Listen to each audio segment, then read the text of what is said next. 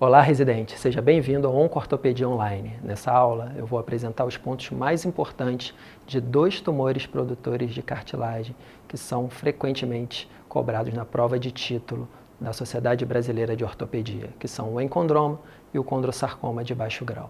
Mas antes disso, gostaria de me apresentar, para quem não me conhece. Sou Marcelo Bragança, oncologista ortopédico na Universidade Federal do Rio de Janeiro, e gostaria de te pedir encarecidamente que clique aqui embaixo no botão de curtir e compartilhe esse vídeo com seus colegas de residência, que você imagine que vai ter um bom proveito dessa apresentação, que está se preparando, assim como você, para a prova de título.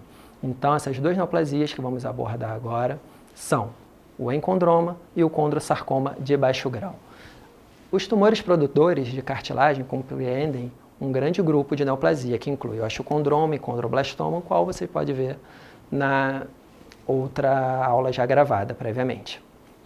O que a gente vai falar aqui agora é o encondroma e o condrosarcoma de baixo grau. O condrosarcoma de alto grau, a gente tem uma aula específica para isso, onde você pode complementar o seu estudo dos tumores cartilaginosos. Por que, didaticamente, a gente está agrupando aqui nessa apresentação o encondroma e o condrosarcoma de baixo grau? Porque essas lesões podem se parecer muito. O diagnóstico pode se confundir e compartilham muitos aspectos semelhantes. Por vezes, essas duas lesões são indistinguíveis antes da análise histopatológica pós-operatória. Então, a gente chama esse grupo de lesões de neoplasia cartilaginosa de baixo grau. Lembrando que engloba o encondroma, que é a variante benigna, e o condrosarcoma de baixo grau, que é a variante maligna. Baixo grau significa que é uma lesão maligna pouco agressiva, a ponto de confundir com a sua variante benigna. Por isso que a gente está estudando junto. Não faz sentido estudar essas duas condições separadamente. Então, ambas são tumores produtores de cartilagem, que a gente vai ver alguns aspectos importantes e a diferenciação entre eles. Clinicamente, o condrosarcoma cursa geralmente com dor, enquanto o encondroma é assintomático. As alterações radiográficas que sugerem mais o diagnóstico de condrosarcoma, a gente vai ver. Em relação à epidemiologia, o encondroma tende a acometer indivíduos de meia idade, adultos jovens, enquanto o condrosarcoma ele tem dois picos de incidências. Um, numa faixa etária mais jovem, relacionada à malignização do osteocondroma ou do próprio encondroma. E o condrosarcoma também pode acometer indivíduos numa faixa etária mais avançada, como você pode ver nesse gráfico, o segundo pico de incidência na faixa etária após os 50 anos, relacionado ao condrosarcoma primário do osso. Então essa é a primeira diferenciação epidemiológica entre essas duas lesões cartilaginosas de baixo grau, a benigna e a maligna, que é o condrosarcoma.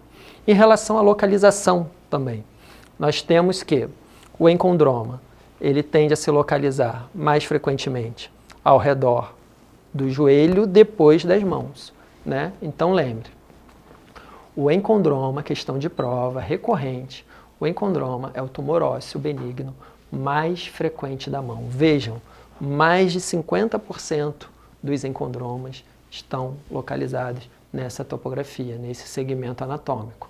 Falange proximal, seguido por metacarpo, seguido por falange média e falange distal. Então essas são as localizações mais frequentes do encondroma da mão. A falange proximal é a localização mais frequente, questão de prova. Então a maioria dos encondromas se localizam na mão. Entretanto, pode também acometer ossos longos, principalmente ao redor do joelho. Já o condrosarcoma, ele se localiza mais frequentemente no osso da bacia e na extremidade proximal do fêmur. Então são diferenças importantes em relação à localização. Como eu falei, em relação à sintomatologia, o encondroma ele tende a ser assintomático.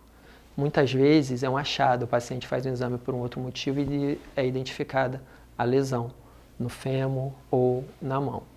Na mão, o encondroma ele tende a ter um aspecto um pouco mais lítico. Isso pode resultar em fratura patológica. Então, é frequente que a primeira manifestação do encondroma na mão seja a fratura patológica. O paciente não sabia que tinha lesão e sofreu a fratura patológica. A dor No encondroma está relacionado à fratura patológica da mão, mas nos ossos longos, geralmente, o paciente que tem encondroma e tem dor, a dor é devido a outro motivo, uma alteração intraarticular ou tem outra causa.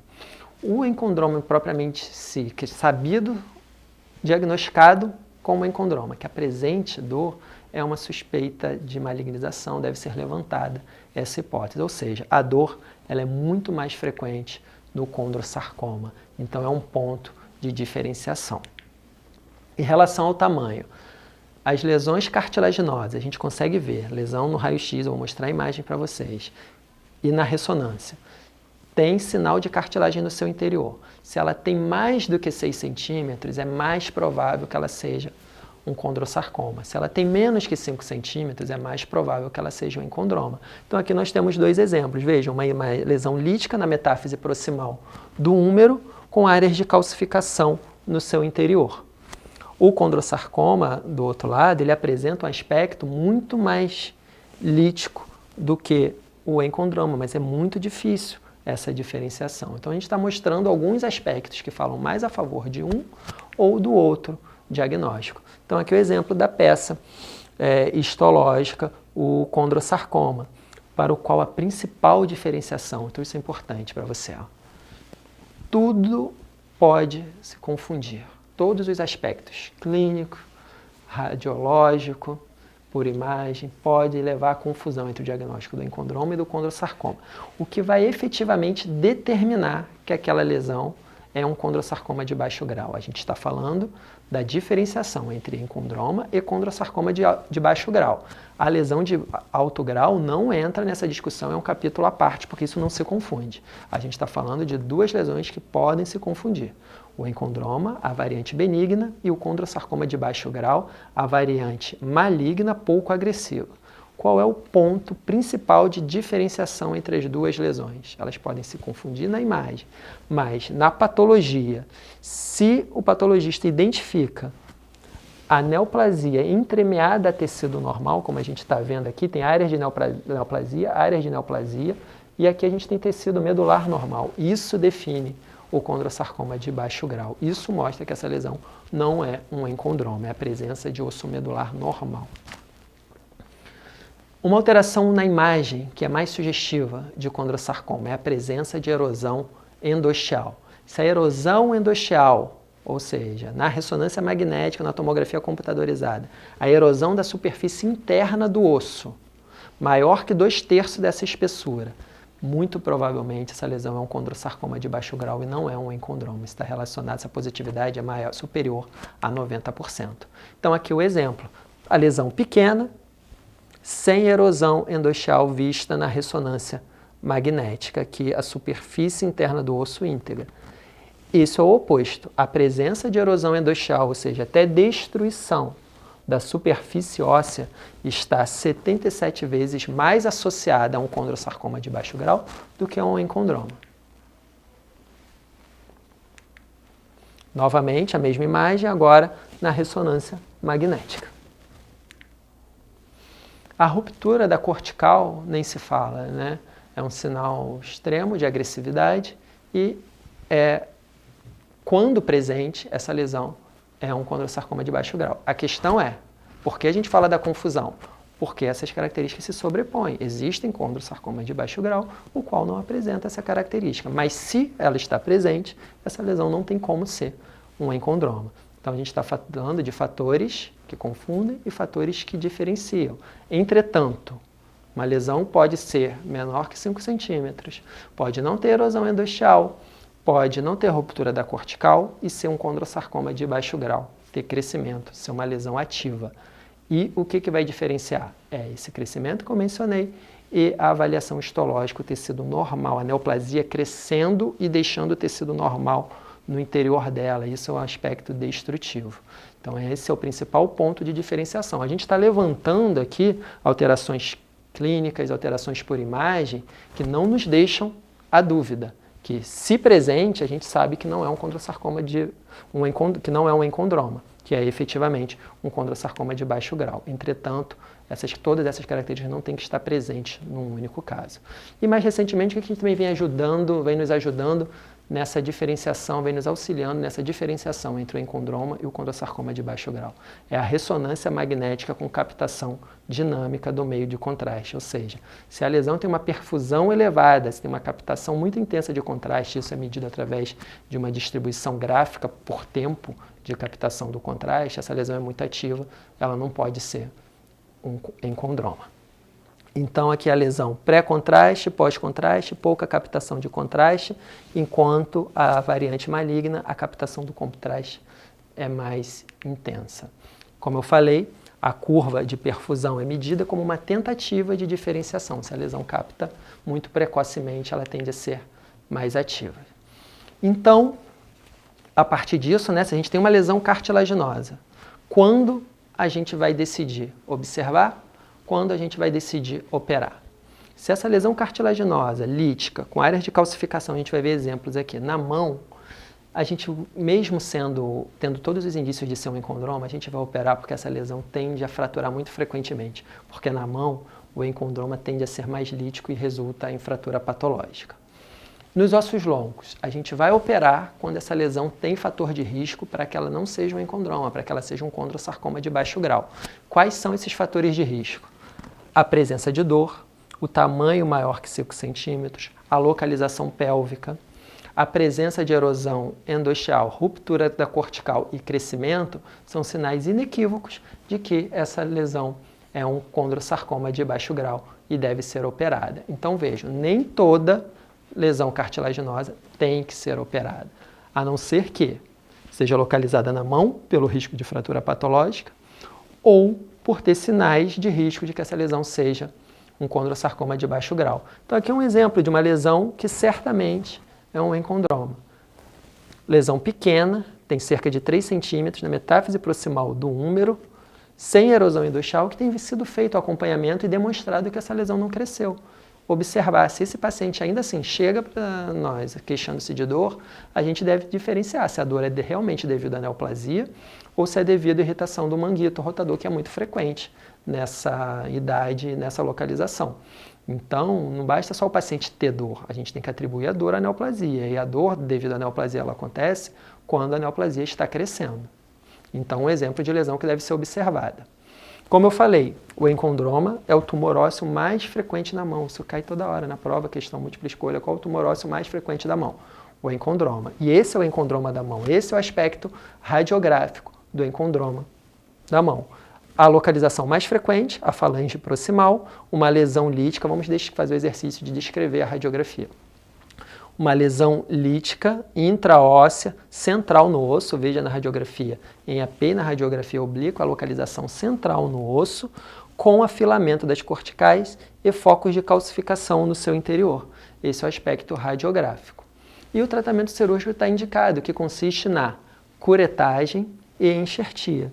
Então, a abertura de uma janela ampla, a curetagem da lesão e o preenchimento na outra imagem com enxerto. Lesões em ossos longos devem ser também tratadas com curetagem e cimentação. Devido a um risco dessa lesão ser um condrosarcoma de baixo grau, a gente precisa utilizar métodos adjuvantes que minimizem o risco de recidiva. Então, como eu falei, a curetagem da lesão, a cureta constatando que a gente abordou todo o interior da lesão. Depois da curetagem extensiva, a gente utiliza métodos adjuvantes, cauterização das paredes internas da lesão, preenchimento com cimento, associado ou não à fixação. A osteossíntese, a fixação com placa, ela não é mandatória, ela é indicada quando a gente prevê uma instabilidade óssea muito grande devido à cavidade criada. Então, associada ou não à fixação.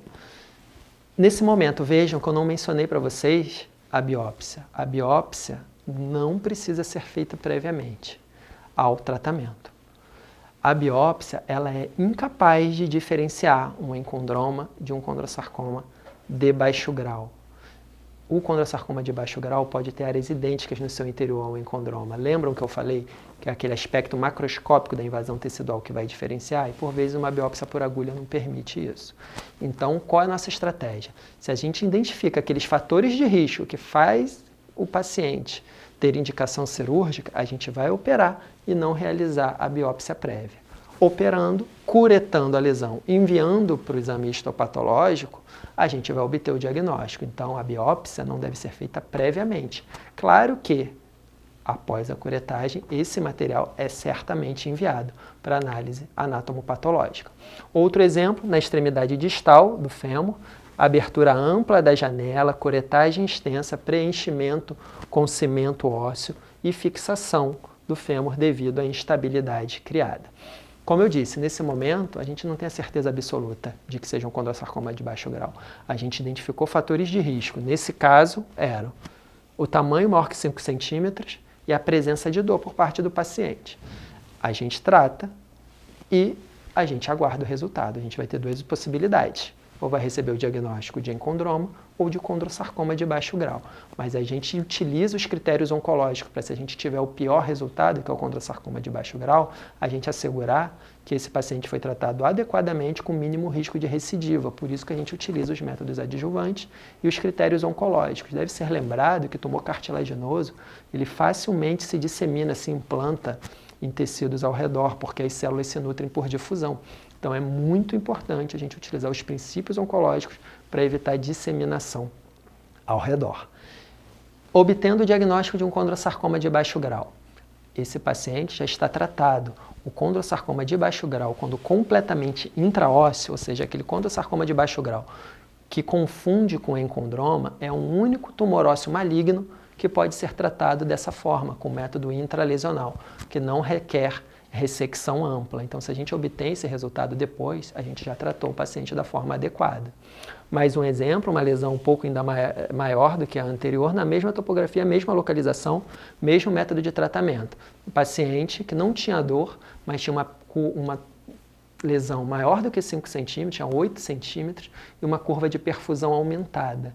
Nesse caso, havia um risco significativo dessa lesão ser um condrossarcoma de baixo grau. Então, a gente trata, remove toda a lesão e envia para exame histopatológico. Eventualmente, se confirma que é o encondroma, mas quando a gente vê fatores de risco, a gente tem que indicar a cirurgia e muitas vezes a gente se surpreende favoravelmente, positivamente, e vem o diagnóstico de encondroma, mas aplique os critérios que eu mencionei, os fatores de risco para que a lesão seja um condrossarcoma de baixo grau. Não necessariamente será, mas você não terá deixado passar nenhum condrossarcoma se aplicar esses critérios. E também não vai operar indiscriminadamente qualquer encondroma. Então, mais um exemplo do tratamento cirúrgico. Então, isso que eu queria mostrar para vocês sobre encondroma e condrossarcoma de baixo grau. Espero que tenham aproveitado, tanto para a sua prática quanto para o TEOT. E gostaria muito de pedir para que vocês me sigam nas minhas redes sociais, Instagram, Facebook, e que compartilhem esse vídeo com colegas que vocês acham que vão se beneficiar desses ensinamentos para a prova de título. Muito obrigado.